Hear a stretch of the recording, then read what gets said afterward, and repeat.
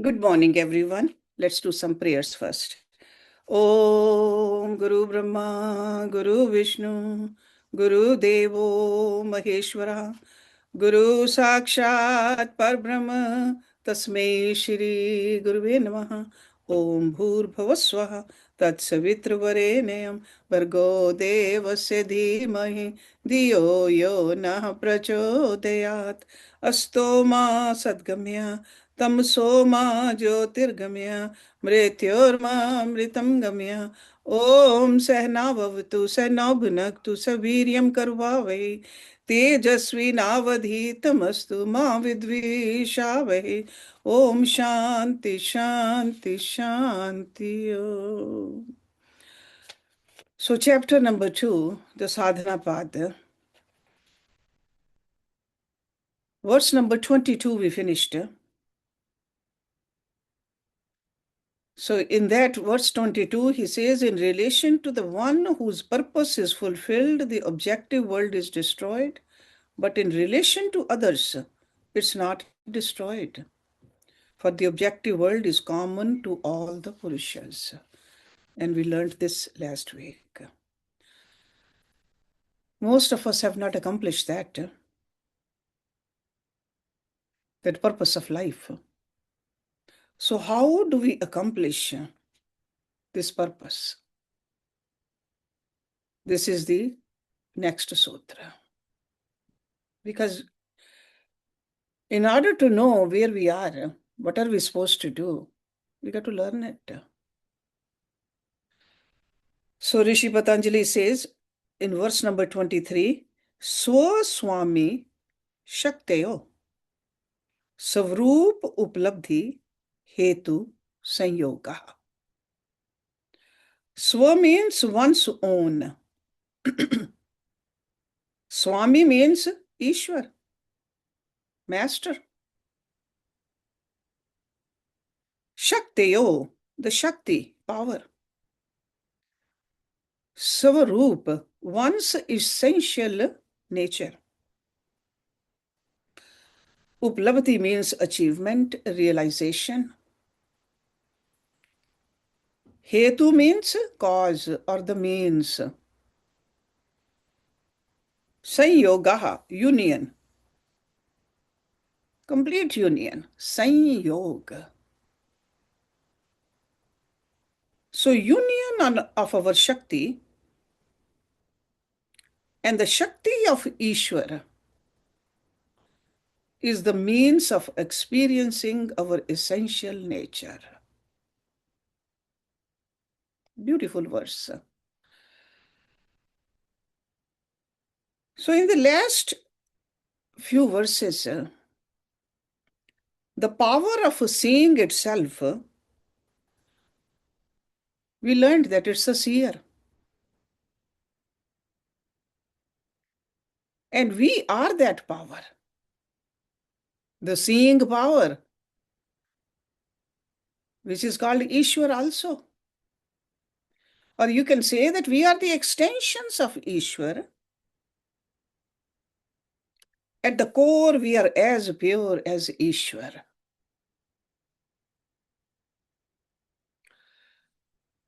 Not at the level of our clothes, what we are wearing, or what our name is, the titles we give to ourselves sometimes, or our mind, or the body. No. He's talking about the core. Even though at the core we are part of Ishwar, but at this stage in our evolution, we are not able to experience our essential nature. We have no awareness of our pure and pervasive intelligence even. We are so heavily dependent on our mind that we are able to see and experience only what our mind shows us. We are able to comprehend the depth of our own being and the vastness of the phenomenal world only in proportion to the purity and intuitive ability of our mind. So that's where we need to work on purity and intuitive ability. The mind lies at the center of our personal world.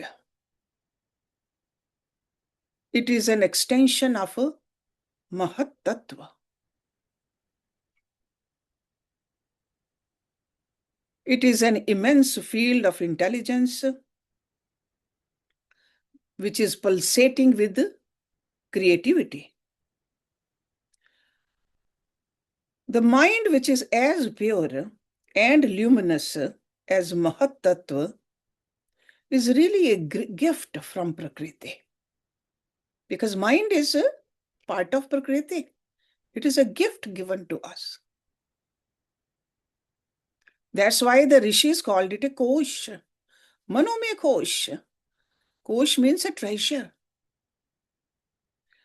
The mind is designed to unveil its own essential nature, as well as the essential nature of pure consciousness. But sadly, it has lost much of its self-revealing capacity. How? Because it has become cluttered by innumerable sanskars, those impressions. So in this sutra, Rishi Patanjali tells us how to reclaim the mind's self-revealing capacity. And after that, you become established in your essential nature. Three terms in this sutra are highly significant. Swashakti, Swami Shakti, and Swarupa. Remember these three terms. So at a first glance, the meaning of these terms appears simple. Because Swashakti, as we know, this is the power of our mind and the world associated with it. That's how we look at this Swashakti, mental power. Or even power which has been granted to us by this world. Swashakti. Swami Shakti means the power of Ishwar and the world associated with Ishwar. And Swarup means one's own essential nature. Swarup. So from this we can conclude that the meaning of the sutra is from the union of the power of our mind and the power of Ishwar, we attain the knowledge pertaining to our essential nature. So Swashakti, Ishwar Shakti, when we combine it, we will know who we are. And according to the tradition, the sutra is more profound than that, actually. There's a depth which does not come through the literal translation of sutras. A yogi aspiring to attain the highest goal of life must pay close attention to the deeper meaning.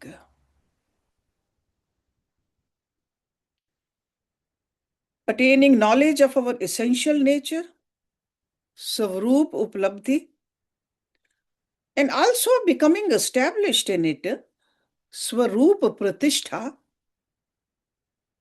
are the reason we are born. Because we often wonder, why are we here? In such a beautiful human body,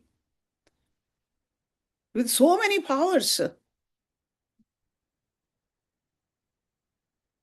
This is what we need to do. We got to reflect upon it. Swarup Uplabdhi and Swarup Pratishtha. So knowledge of our essential nature and becoming established in it. Not forgetting who we are, but first we have to do the sadhana to know who we are. This manifest world contains the tools and means we need to find life's purpose. God has given us all these tools. It's almost like if we just put all the toys and the books for a child and give the freedom to child. Do whatever you want. This is what God has done for us. All the tools are here. As a faculty of discernment, our mind is a direct extension of the self-luminous creative field of intelligence. See, Mano mein kosh, Vigyan mein kosh also he has given us. That treasure too. Originally, illuminative quality of our mind was identical to the illuminative quality of our pure consciousness. So that means the brightness was there, the clarity was there. But in the process of our world-bound journey, it has accumulated layers of karmic dust. Those attachments, life after life, we kept putting the more and more dirt on it. As a result, the mind falls to illuminate itself. So that means it really has fallen down. Even though it is a devta, but it has fallen. It fails to reveal either its own nature and the nature of the world inside and outside us. So clarity is not there. It's like a pond of water, lot of dirt in it, and lot of algae in there too. Can't see the clarity of that water. And the goal of yoga sadhana is to remove the layers of this dust so that the revealing power of the mind can shine forth. That's why we do yoga sadhana. That's why we go to the Guru. That's what we are supposed to do. In yogic literature, the mind is described as a self-shining gem.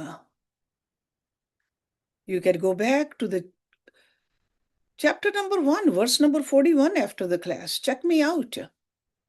He says it's a self-shining gem. Elaborating on the pristine nature of the mind and its relationship to the Supreme Being, a lot of great yogis, masters have written about it. Let me read what Shankaracharya ji said about this. He says, in the middle of the ocean of ambrosia lies an island of gems with a garden of celestial trees. In the center of the garden is the palace of wish-fulfilling gems. In the courtyards of this palace are special gardens of plants pulsating with their inherent life force. In the innermost chambers of the palace, consciousness resides on a throne of its own intrinsic Shakti.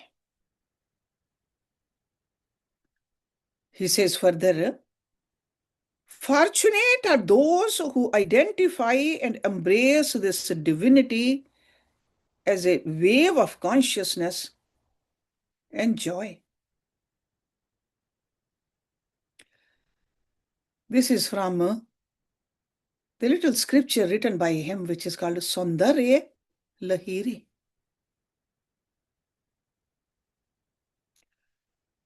From time to time, these yogis, they have come to show us this path with different examples. And of course, their blessings also, but we have to walk on the path. We are living in this forest. It's up to us whether we want to make it darker or we want to move towards the light. Do we want to get enchanted with all these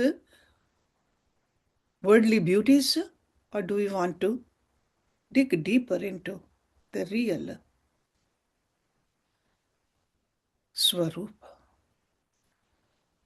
The mind is the palace of our core being. It is made of wish-fulfilling gems.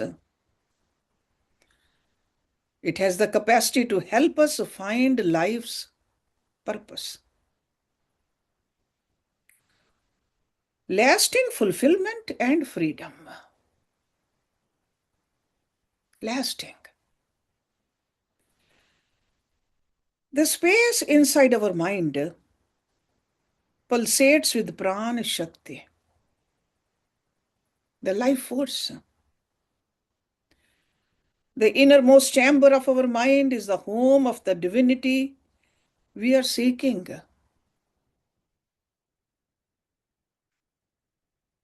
Consciousness, ananda, joy are intrinsic to this divinity. At its core, our mind is lit by the luminosity of divinity, dispersing pure awareness and joy is the defining characteristics of our mind, actually. Now you can see that why the Vedic rishis called the mind a gem or a devta.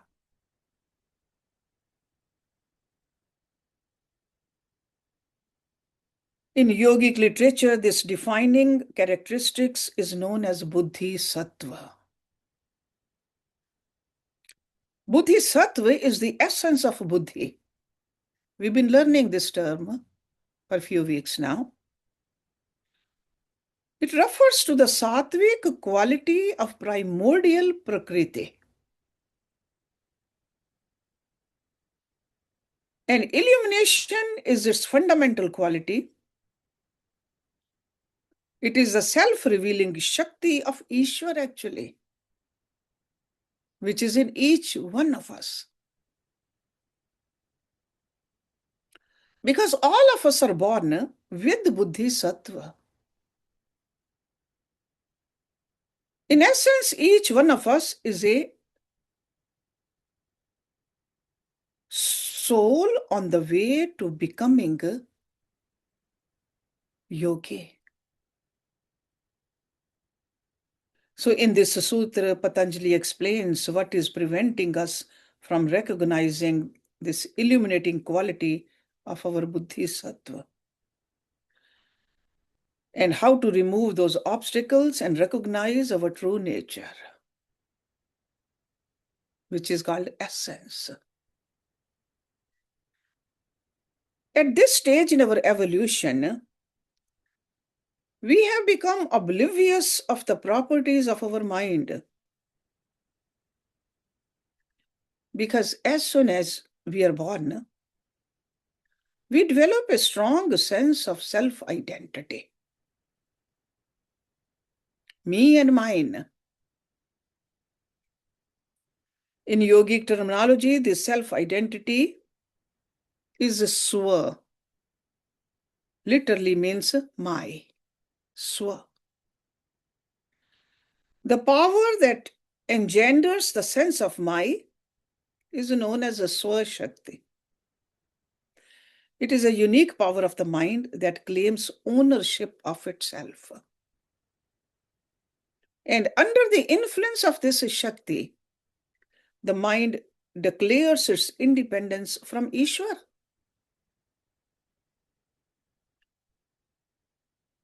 In fact, it rejects its association with Ishwar. And when we reject that, we are rejecting the Ishwar's guiding and nurturing grace, and begin to build our own personal empire. My. It attempts to own anything that happens to come into its view. Then it sees the body and wants to claim the ownership over the body also. This is me. And it also claims the ownership of our mental contents and becomes the proprietor.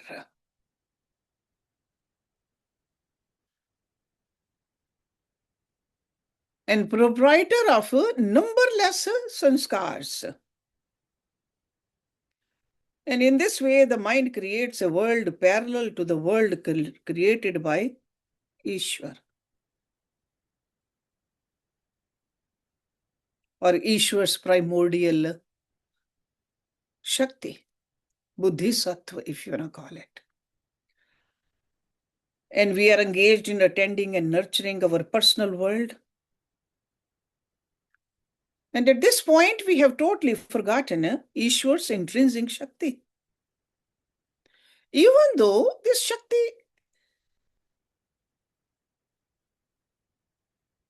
is everywhere, without this Shakti, this phenomenal world won't be here. Our own body, mind, and soul. But we are disregarding it. And it never occurs to us that we, as a mind, or as a soul, or as a combination of the two, have no capacity to create a body, a mind, or a soul. Without this primordial nature, we cannot do anything. The fundamental elements of matter are the creation of Ishwar's Prakriti. Because who owns this? It's Ishwar's Prakriti. Sensory capacities, sensory organs evolve from the primordial pool of Ishwar's Prakriti. But in our ignorance, we claim to be the owners of the world which Ishwar has created. So according to this sutra, this is how we have created a mind that is fundamentally flawed. Our dependence on this flawed mind is the cause of our lost identity and the source of our endless sorrow. So that's why the real yogic sadhana is the sadhana of the mind. To reclaim our pristine identity, we must repair this fundamental flaw. And Patanjali tells us we accomplish this by uniting our Swa-Shakti, the power of our mind, with the Swami Shakti, the power of Ishwar. The secret of uniting our mind and its powers with Ishwar is really locked in the word Swami itself.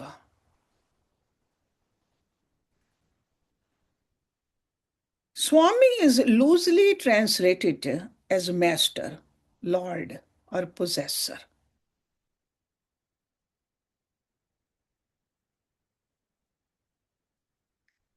If we use Sanskrit grammar and Sanskrit formulas,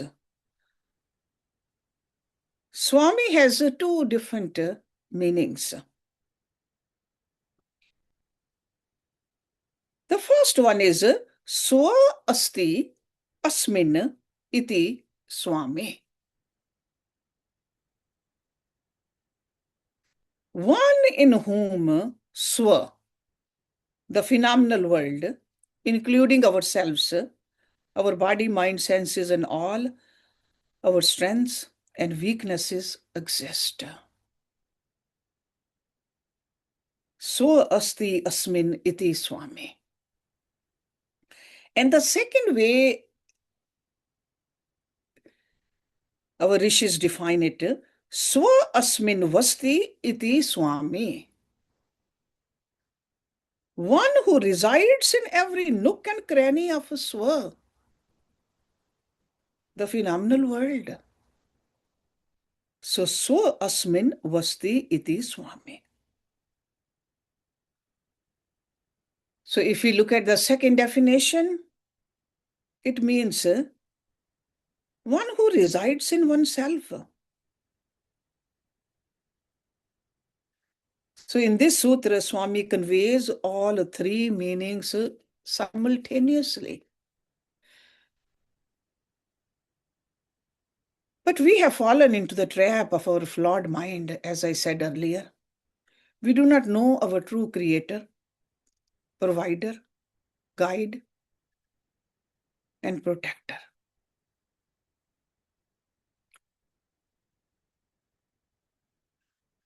In Bhagavad Gita, 7th chapter, verse number 13, Lord Krishna says, Tribhir gunamair bhaver ebhi sarvam idam jagat. Mohitam na abhijanati mam ebhya param avyam. Out of delusion, human beings don't know this.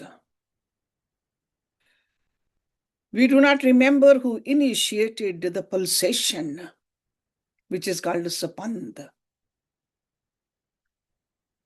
We, along with our mind, senses, karmas, karmashe, when we were lying dormant in the dense darkness of death,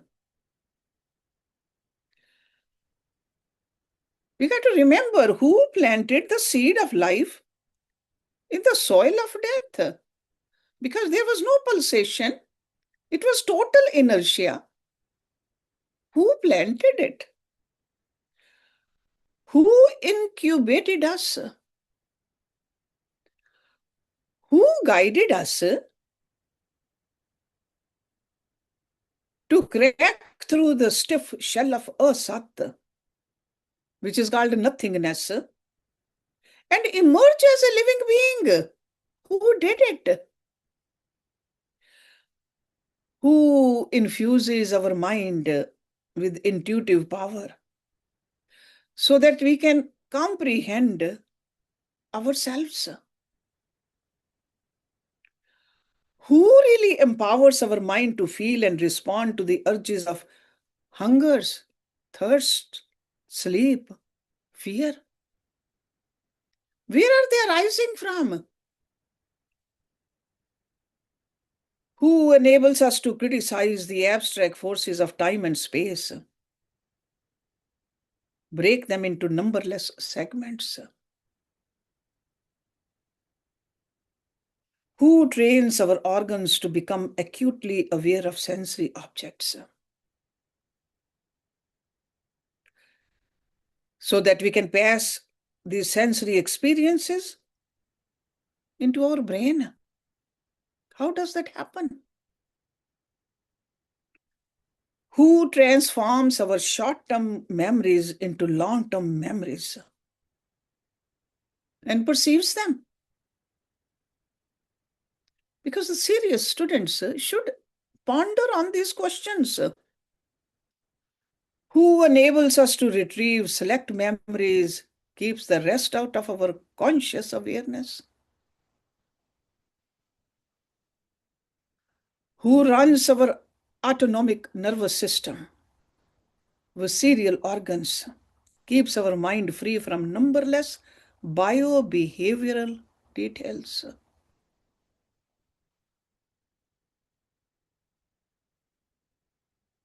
In summary, who raised the intelligent and perceptive being that we are? And Patanjali's answer to all these questions is Swami Shakti. Swami.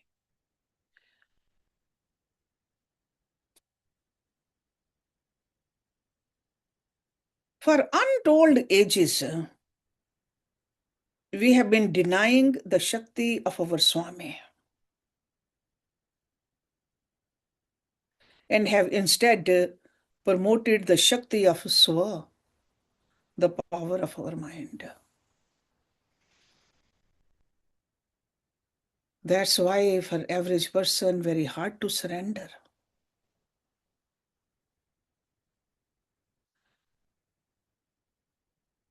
According to Rishi Patanjali, we do not need to reject the power of our mind.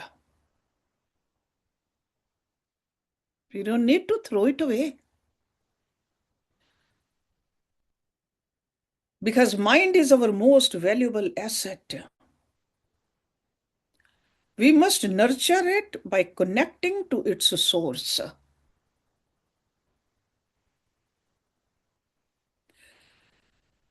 But it can connect only if it's clean.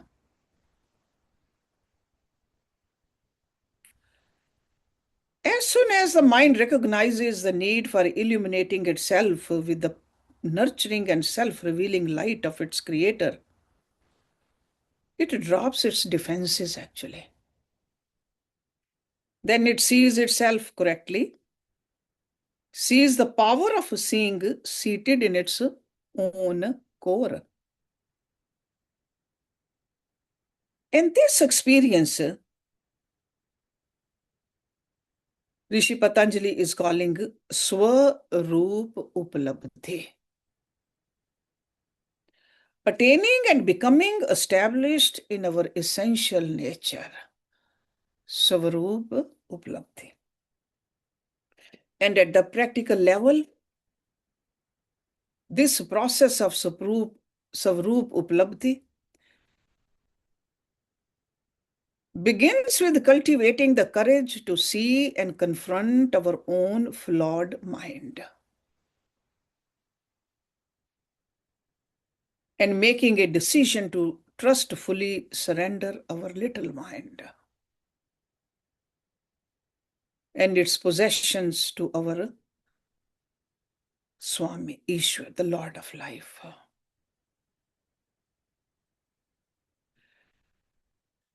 Now the question is, what is preventing us from cultivating this courage and deciding to surrender to Ishwar? And that is the subject of the next sutra. Tasya hetu avidya.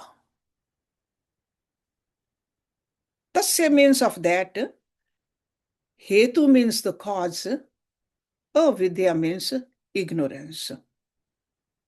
So the cause of that is ignorance, avidya. So in the ultimate analysis, our mind is not our mind, but Ishwar's mind. Bodhisattva, the mind's luminosity, is the luminosity of Ishwar. Ishwar's own intrinsic prakriti. Actually, if you look at it, out of compassion, Ishwar gave us a self-luminous mind,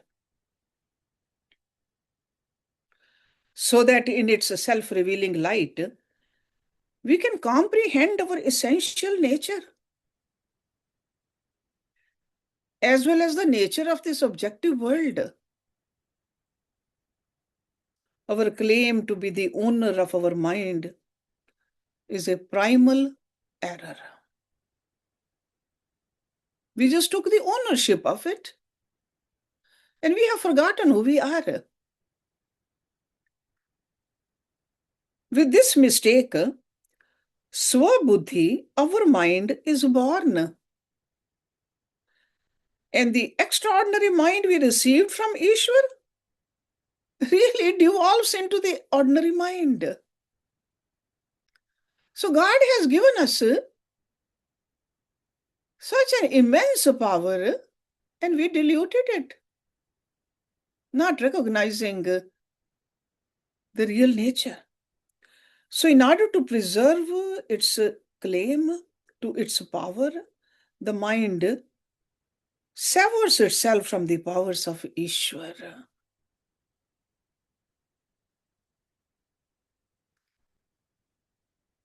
It becomes weak and infirm, its capacity to discern and decide. Heavily damaged with the help of this debilitated mind, We are trying to find our life's purpose. Bhog and upvarg, because that is the purpose. We are supposed to enjoy this beautiful creation, but at the same time, we got to move towards the higher goal, upvarg.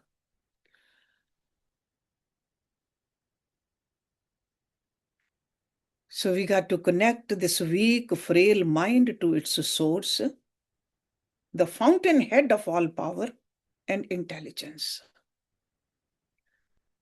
So in this sutra, Rishi Patanjali explains what prevents us from applying this remedy. Because when we look at it this way, it seems like we can do it. But what prevents us? This small term, avidya, which is our primal error, we have to understand it. We have talked about avidya earlier also, when we were talking about avidya, asmita, rag, dvesh, abhinivesh. But next week, I am going to go little deeper into this avidya. Because as a practical matter, avidya is the subtlest and the most potent of all our sanskars. It is the sanskar of our perverted understanding. Our rishis called it vipray gyan vasana, and the root cause of all the afflictions.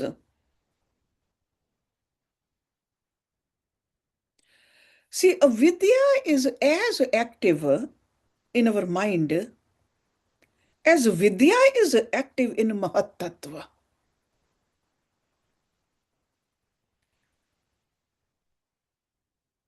So this is like a mystery of avidya, which is profound as the mystery of Purush and Prakriti.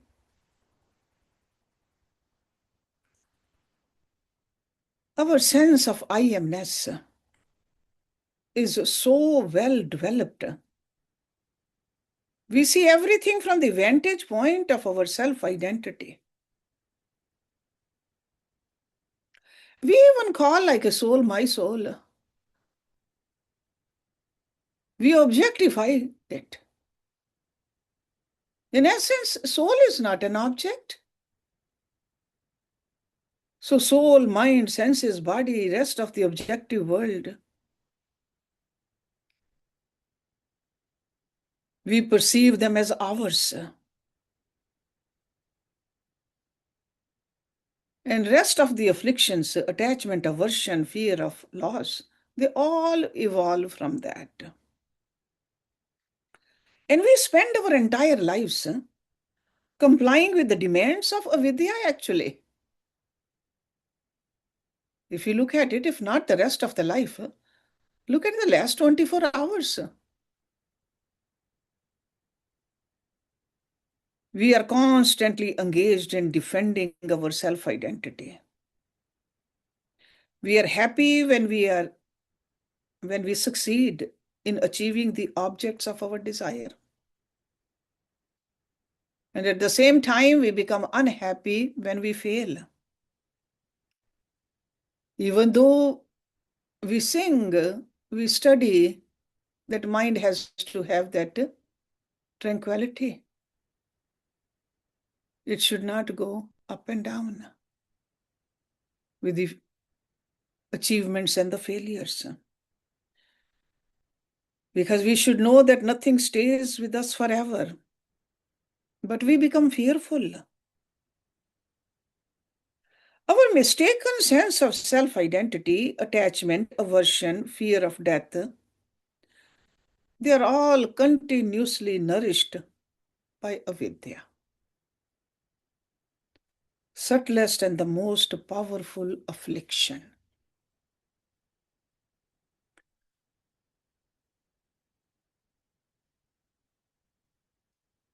Next week, I'm going to give you some deeper understanding of this avidya,